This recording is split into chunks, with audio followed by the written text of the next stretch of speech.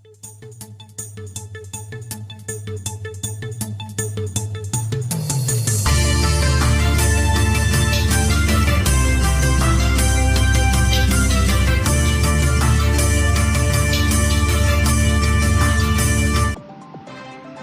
கலாம் செய்திகள் வாசிப்பவர் நெல்லையிலிருந்து மகேஷ் யாதவ்.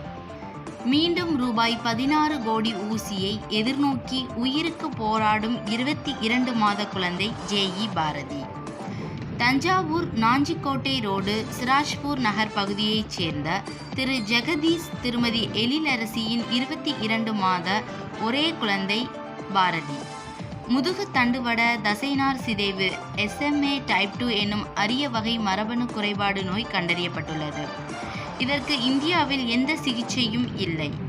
பாரதிக்கு ஒரு முறை மரபணு மாற்று சிகிச்சை சோல்ஹென்ஸ்மா தேவை. அதை வெளிநாட்டில் இருந்து இறக்குமதி செய்ய வேண்டும்.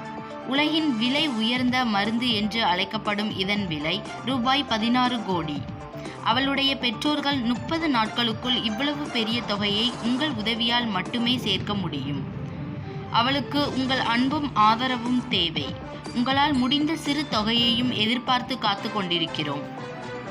உங்களுள் யாருக்கேனும் மழலை செல்வம் ஜேஇ பாரதி அவர்களுக்கு உதவ வேண்டும் என எண்ணினால் கீழே கொடுக்கப்பட்டுள்ள முகவரியை தொடர்பு கொள்ளவும்.